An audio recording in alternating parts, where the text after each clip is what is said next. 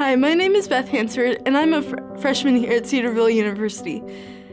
And so, the first thing that most people notice about me is that I'm in a wheelchair.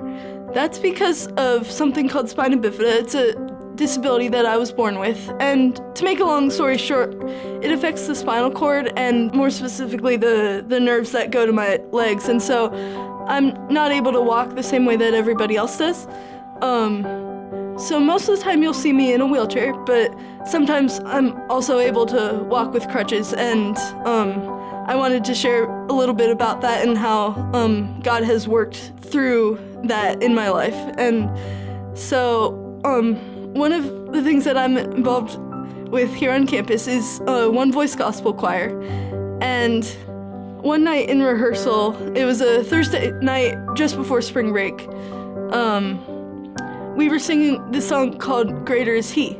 And the lyrics to the bridge of that song are, no longer defeated, for the power of Jesus has risen, has conquered, now living in me. And God just used that in his perfect timing to just speak into my life at that point, because I was really in a place that night in particular where I was wondering, will I be able to keep up my ability to walk at all? And if I can't, what does that mean for my life and God's plan for my life and my plan for my life? Because one thing that happens with spina bifida is that most kids with spina bifida stop walking around 12 to 14 years old. So it's really by God's grace that I've been able to walk at all at 19 years old. And but sometimes in my pride, I'm tempted to think that that's because of something I've done or like my attitude or something, which it's definitely not. It's just by God's grace.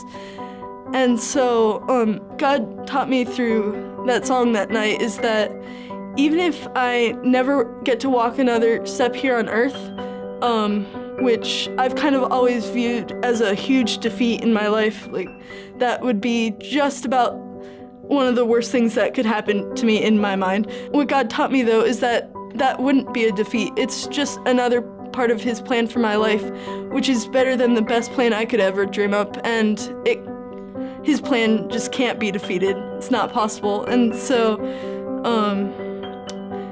it wouldn't be a change in the plan. He had that in his plan all along if I'm not able to walk anymore.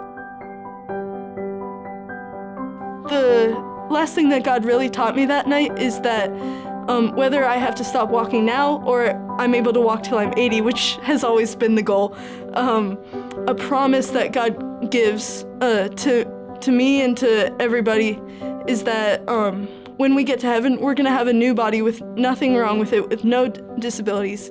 And in the words of another song that we sing in One Voice, I'm going to be able to walk all over the streets of gold, completely unassisted. And I just think that that's an amazing promise that God has for my life.